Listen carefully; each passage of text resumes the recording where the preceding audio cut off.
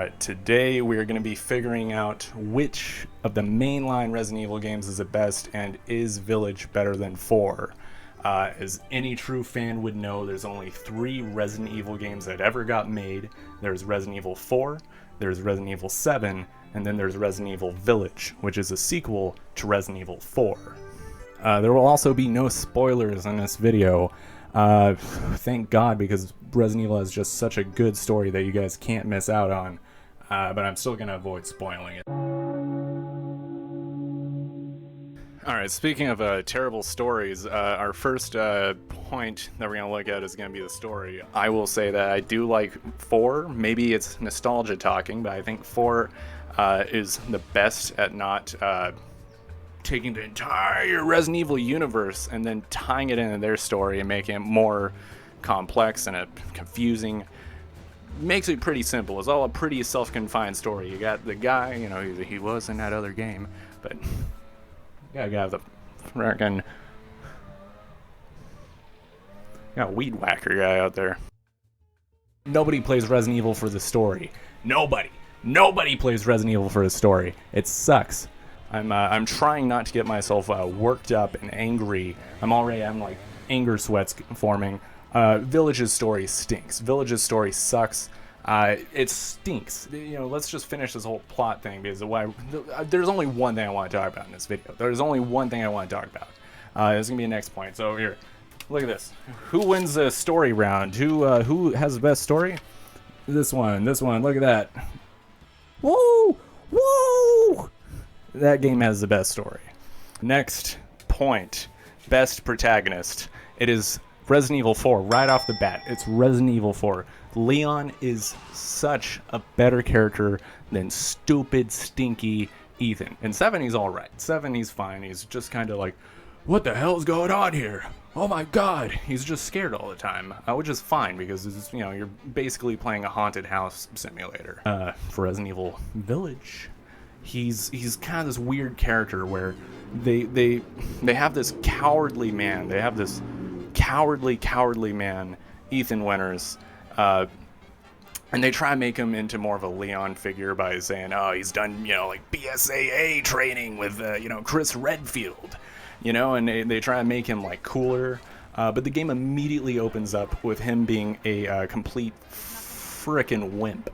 The intro of the game is his wife being mean to him, treats him like a dog. I think at one point he literally says something like, oh god, I better get downstairs or Mia's gonna get mad at me again. He's cowardly. He's a cowardly man.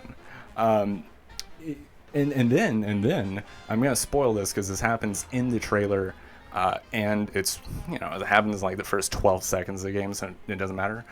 Chris Redfield comes busting through the bay window, kills his wife. Of course, Ethan's reaction is, what the hell? Chris, when Chris is kidnapping Ethan's baby, again, not spoiler because this happens in the first like 2 seconds of the game. When Chris Redfield is kidnapping Ethan Winters' baby, Ethan tries to stop him, and Chris Redfield just says, Ethan, no.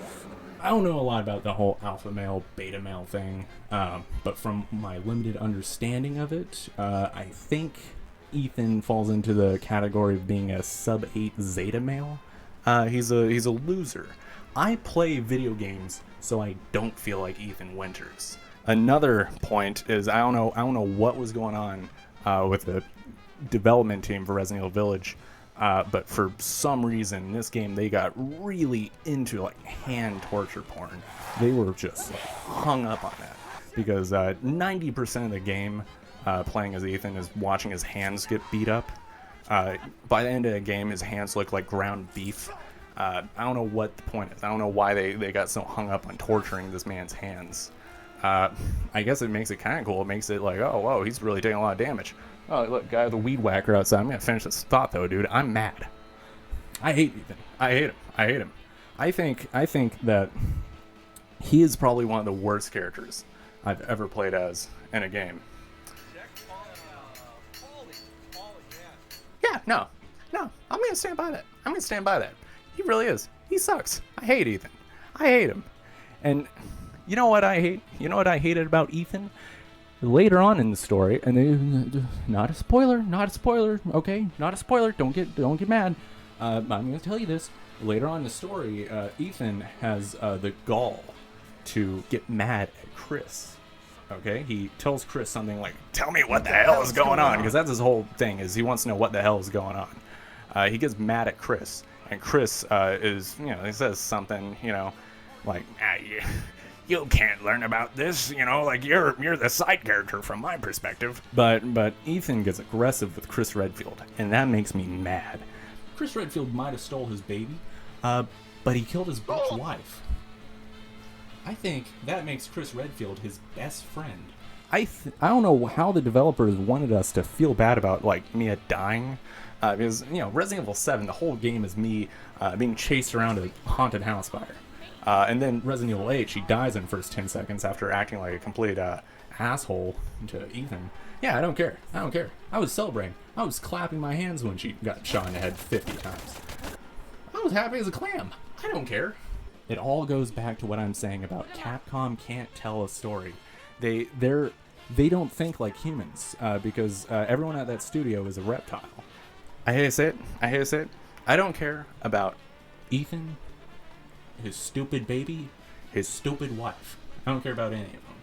I was just playing that game for the fun of it. I just want to get cool guns. I like story games, don't get me wrong. I like story games. Last of Us, one of the best games ever made. Resident Evil Village, one of the best Resident Evil games ever made. Two very different things. I'm supposed to be like rewarding points. Is that what the format I'm doing here? I don't even know anymore. This one has the best story. That's not what I'm doing. This one has the best protagonist. It's Resident Evil 4. I don't even need to hold this up and give myself more work. Alright, next is enemies. What game has the best enemies? Not Resident Evil 7, because 7 has 3 enemies. Oh, a guy's starting a lawnmower. I don't know why, there's like a gardener convention outside of my window right now. But, look at the time also. Look at the time. It's like the sun has set, and these guys are like, dude, now is when we gotta start mowing grass. We gotta pop these babies out now. What the hell am I talking about? Enemies. What games has the best enemies? Not Resident Evil 7. 7 has the worst enemies. Why? Because it's got 3 enemies. It's got 3 different molded. One stands with a funny arm, and then one crawls. I think you can probably include bugs as an enemy if you're desperate. Village and 4, I did a bunch of research trying to figure out how many enemies are in each game. It's about the same. However, in 4, you also have to keep in mind that if you shoot a dude's head off, a big old plaga, I think that's what they call them, plagas, come out of the neck, and now you have a second phase to the enemy. It's like a 2-phase boss fight, except for normal enemies. And there's different types of plagas. I like it. I like Resident Evil 4's approach to default enemies, because even when you're fighting normal ones, you never know when one of their heads is gonna pop off, and now you have another thing to worry about, or you have a big like weird spider thing climbs out one of their heads and crawl away, or then one of them turns into a big old earthworm and bites your head off. It makes every single encounter way more interesting. Once we take bosses into consideration, still not gonna be 7.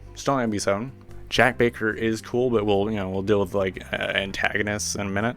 Resident Evil 4 has better bosses, mostly just because of the density. Resident Evil 4 is really good at having a boss after a boss after a boss after a boss. And it'll do a boss that eats up all your ammo, and then a boss that doesn't eat up all your ammo. You're throwing spears at it, or you're running from it. Something like that. So it always gives you this sense of like, oh my god, back-to-back boss fights, or big arenas where you're fighting a bunch of guys. It feels a lot more tense in the end, so you always feel like you're holding on to every bullet you got. Village doesn't have that as much with their boss fights, because they're way more stretched out, and you spend way more time fighting the werewolf guys, which, they're cool, but yeah, man, it's pretty hard to compete with Resident Evil 4. Best enemies, especially when you include boss fights. You have Resident Evil 4 again. Resident Evil 4, don't... Some other ones are going to win this. Just watch the next one, because you know what we're doing next is going to be best antagonist, Jack Baker, Resident Evil 7. Easy, no contest. Jack Baker is the best antagonist, best character. Okay, whoa. Let's slow down. Getting a little crazy again. Getting a little crazy, saying crazy things. Game with the best antagonist is Resident Evil 7. I'm gonna stop doing this. I'm not gonna do this next time. Game with the best antagonists, plural. Resident Evil 4, probably. Village's bosses, Village's antagonists, the guys that are driving the plot. Heisenberg is the only one that's cool. The other one, the vampire lady, you meet her. Not gonna say what happens. I guess spoiler story, but she's, there's not a lot there. There's not a lot with any of them. Most of them show up. They're mostly the whole point of the guys, the bad guys, the big bad guys of Resident Evil Village is they're meant to just be the boss fight at the end of that section of the game. You got the vampire section, and then you have the Heisenberg section, and then you have the fish guy section. That's the point. Oh, and then you have don't forget the PT section where you literally Capcom copies PT's every move. That's what they are. They're the boss fight of that section of the game. I'm not gonna keep track of it. It's up to you. You decide. Resident Evil Village kind of has cool themed bosses. None of this matters. Like that. None of this matters. Next point is gameplay. What game has the best gameplay? Probably Resident Evil 4. Who would have guessed? Everything I said so far has been Resident Evil 4. But that builds up to a main point of this is, would I recommend playing Resident Evil 4? No, I don't. I don't think anyone should play Resident Evil 4 if you haven't already. That being said, but why? You know why? Because you know what? Resident Evil 4 is really good. It's got melee combat.